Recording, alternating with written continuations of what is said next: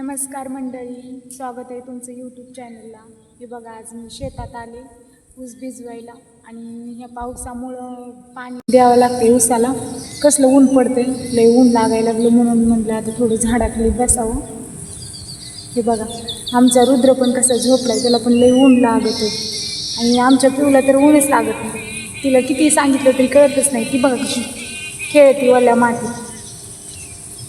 आणि आलती इकडे विहिरीवर पाणी बघायला. पाण्याचं म्हणजे पाणी लय वेळ टिकत नाही, 2-3 तास चलती मोटर फक्त आणि लगेच उपसा निघतं पाणी सगळं विहिरीतलं. तर त्यासाठी आलते बघायला ऊसाला तिकडं पाणी देऊन. पण काय पाणी निघलं नाही अजून. 1 तास चलल, 1-1.5 तास म्हणून आलते. असं पावसाचं पाणी आणि आपलं शेतात बोरचं विहिरीचं पाणी देणं वेगळंच आहे ना जरा. पण आता काही विलाज नाही, पाऊसच काही पडा नाही. काही दुष्काळ पडणार आहे का काय माहीत. आता शेतकऱ्यांचं तर लय हाल आहे. सोयाबीन लोकांच्या वाळून चालल्यात, सुकून चालल्यात, फुलं यायला लागलीत, आता ते गळायला लागले ग. असं पाणी तरी किती देणार आहेत लोक देऊन देऊन.